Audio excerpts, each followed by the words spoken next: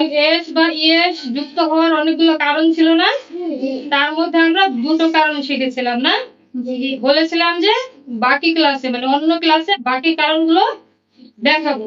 তাহলে আমরা আজকে 3 নাম্বার কারণ শিখবো কেন এস বা ইএস যুক্ত হয়।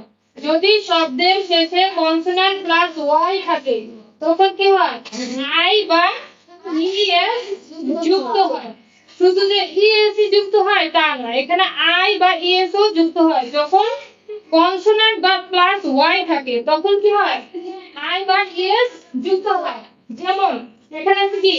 এটা হচ্ছে সিঙ্গুলার, এটা হচ্ছে কি? প্লুরাল। দেখো সিঙ্গুলারে কি আছে? বেবি, না? এখানে আছে কি বলছে যে কনসোন্যান্ট বা প্লাস ওয়াই যদি থাকে, বি কি কনসোন্যান্ট নাকি ভাওয়াল? কনসোন্যান্ট। কনসোন্যান্ট আছে আর ওয়াই ও আছে। তারপর কারণে কি হইছে? বেবিস হয়ে গেছে। কি হইছে? I ES. আই কোথায় পেলাম? এটা এই সূত্রের কারণে হয়েছে, ঠিক আছে? বেবি থাকলে বেবিস হয়ে যাবে যখন কনসোন্যান্ট প্লাস ওয়াই থাকবে। তারপর আছে কি দেখো সিটি। সিটি এখানে টি কি কনসোন্যান্ট না ভাওয়াল? কনসোন্যান্ট। তাহলে টির পরে কি আছে? ওয়াই। এখানে কি হয়েছে? আই ইএস যুক্ত হয়ে গেছে, সিরিজ নাকি? তারপরে এখন তোমরা বলতে পারো যে যদি শব্দের শেষে ভাওয়াল প্লাস ওয়াই থাকে তখন কি বলবে ম্যাডাম? এটা বলতে পারো না? যে শব্দের শেষে যদি ওয়াই থাকে ওয়াই হবে তাহলে কি হবে? যুক্ত হবে। এস যুক্ত হয়। যেমন বয়। এখানে কি আছে? ও কি ভাওয়াল না কনসোন্যান্ট? এখানে ভাওয়াল আছে আর তারপরে কি আছে?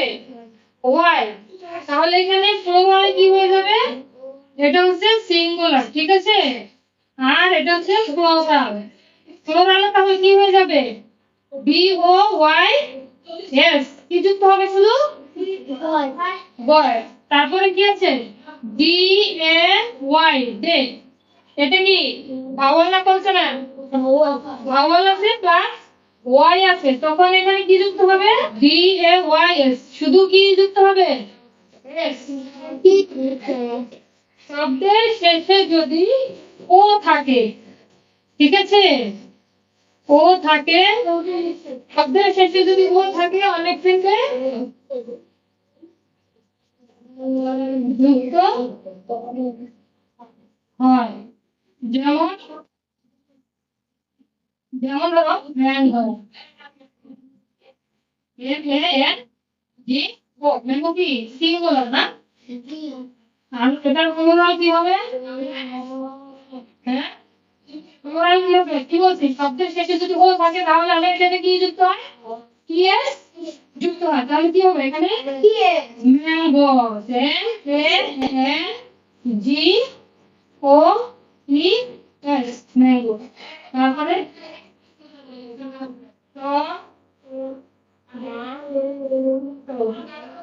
টমেটো, ঠিক আছে? টমেটো। টমেটো। এখানে কি আছে? শব্দের শেষে কি আছে? ও আছে না? ও থাকলে কি যুক্ত হবে? মা টো।